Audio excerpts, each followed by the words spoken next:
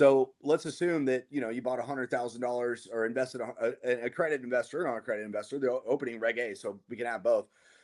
Investor put $100,000 into that asset, and the asset was paying a 10% dividend. And what that means, guys, is basically that $100,000, your return, the investor expected return off that would be about 10 grand a year. And those pay quarterly distributions. So, Mike, if you put 100 grand into one of our assets and you got your $2,500 every quarter, what would happen if that was pegged to Ethereum, Mike?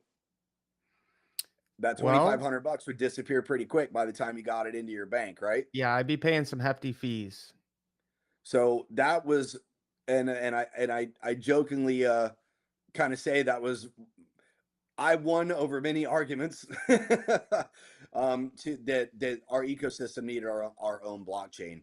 And through some relationships that we have, so we at the same time we were consulting for another very large platform that is doing their blockchain to just Genesis recently, and those guys are doing great.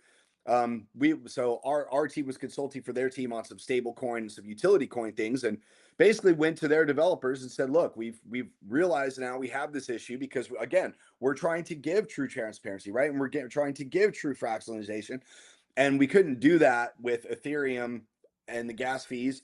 And that was the beginning part of the argument. Now we've created a lot of other SDKs within this blockchain that fit specifically tokenizing real world assets and give to that true disbursement. And we'll talk about, we got to keep some special sauce to ourselves, but we could talk. I've got one of them we'll talk about tonight.